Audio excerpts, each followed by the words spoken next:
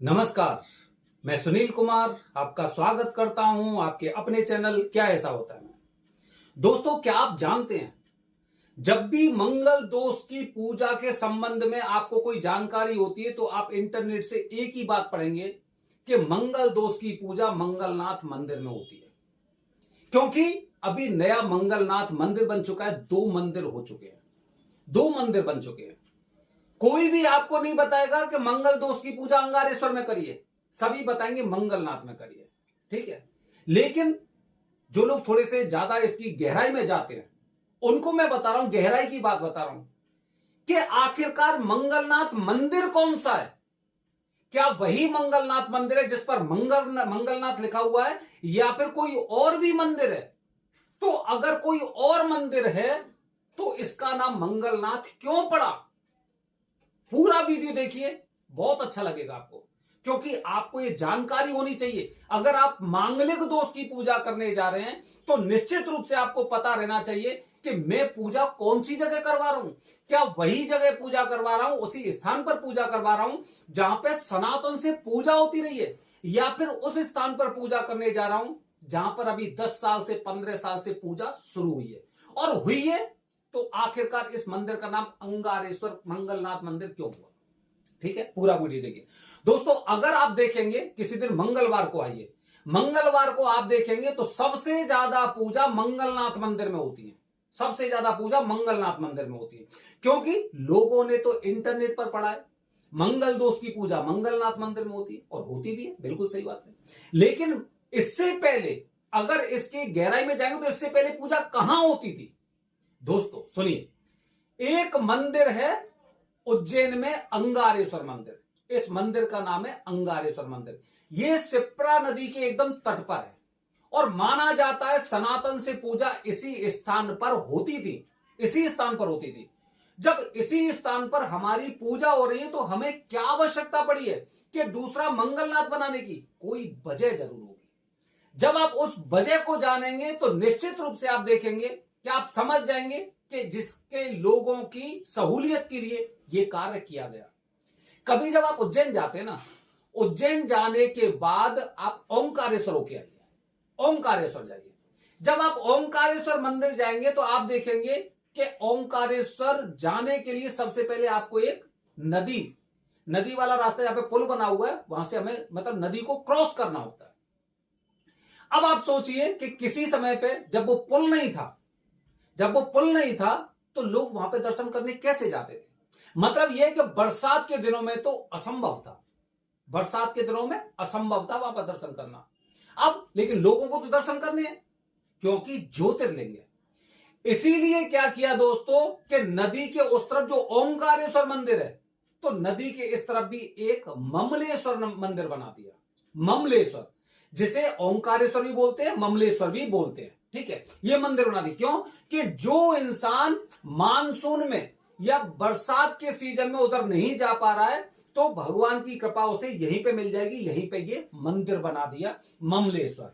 इसीलिए जब वहां पर पुल नहीं होता था तो लोग यहां पर पूजा करते थे, अन्यथा अब दोनों जगह पूजा करते हैं क्योंकि पुल बन चुका है। ठीक है, ध्यान रखना। इसीलिए अच्छा, एक जनरल उदाहरण देता हूं, जनरल उदाहरण समझना, आप गौर से समझना।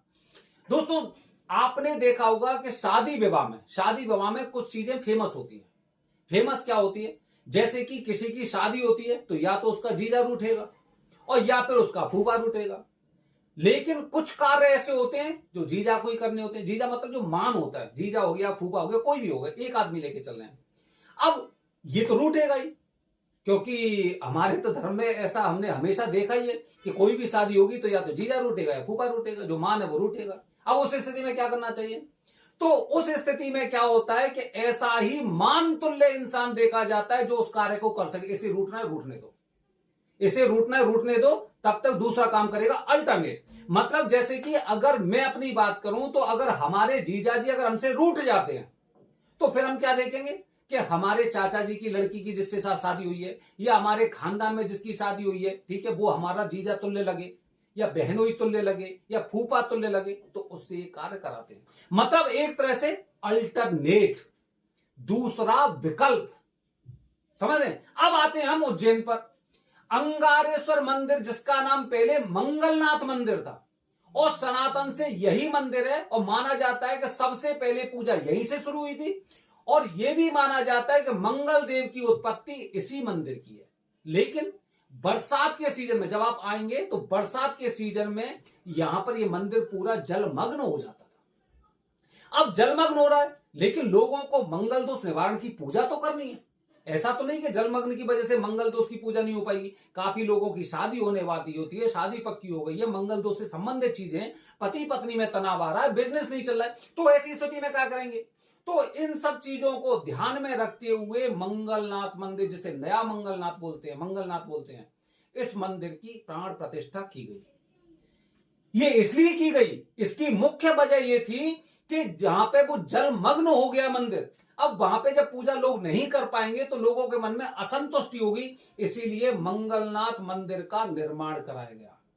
तो इसीलिए इनका नाम रख दिया मंगलनाथ, क्योंकि ये 12 महीने जल में नहीं डूब सकते, 12 महीने जल में नहीं डूब सकते, ऊंचाई पे बने हुए, बहुत बड़ी एकदम वो बनी हुई है, पूरा मंदिर बना हुआ है, तो ये जलमग्न नहीं होगा, यहां पे 12 महीने पूजा कर सकते हैं। इसीलिए जो पुराना मंदिर है उसका नाम अंगारेश्वर रख दिया। ये मुख्य वजह, अन्यथा पुराना मंदिर जो अंगारेश्वर है वही मुख्य मंगलनाथ का मंदिर था, और आज भी यहां पर पूजा होती है, आज भी पूजा होती है। हम अपने YouTube के माध्यम से लोगों को बताते हैं कि जहां पर आपकी श्रद्धा हो वहां पर आप पूजा करना चाहिए। बाद में यह मत कहना कि हमारी पूजा वहां पे करा दिया या हमारी पूजा यहां पे करा दी। हम जब भी हमारे पास फोन आता है तो हम लोगों को दोनों चीज बताते हैं, यह मंदिर मंगलनाथ का ऐसा है और पुराना मंगलनाथ का मंदिर ऐसा है, जहां पे आप कहेंगे वहां पे आपकी पूजा होगी। तो दोस्तों हमेशा ध्यान रखिए, हमेशा ध्यान रखिए, कंफ्यूज होने की आवश्यकता नहीं है। अपना मन पहले से बनाइए कि मुझे पूजा कहां पर करनी है। पूजा का फल तो देखो उज्जैन में हर जगह मिलता है, हर जगह मिलता है।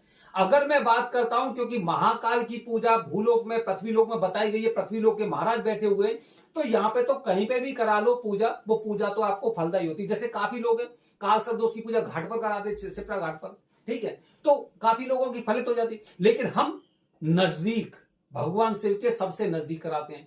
इसी तरह से हम कहीं और पूजा नहीं कराते मंगल दोष की। अंगारेश्वर मंदिर या मंगलनाथ मंदिर, दोनों में से किसी एक स्थान पर अगर आप कहेंगे तो वहां पे पूजा होती है। हमारा उद्देश्य था कि आपको जानकारी मिले, पूजा के पश्चात आप ये ना कहें कि अगर मुझे भी ये जानकारी होती तो ये वाली पूजा मैं यहां पे नहीं वहां पे करवाता। तो पूजा करने से पहले से ध्यान रखिए, इन सब चीजों के बारे में आपको जानकारी होनी चाहिए। बाकी दोस्तों आने वाली वीडियो में बता रहा हूं कि जब भी कुंडली में मंगल दोष है तो भात पूजा क्यों जरूरी है, क्या वजह है भात पूजा की। बिना भात पूजा के मंगल दोष की पूजा पूरी नहीं मानी जाती है, क्या वजह है। हर हर महादेव, हरि ओम।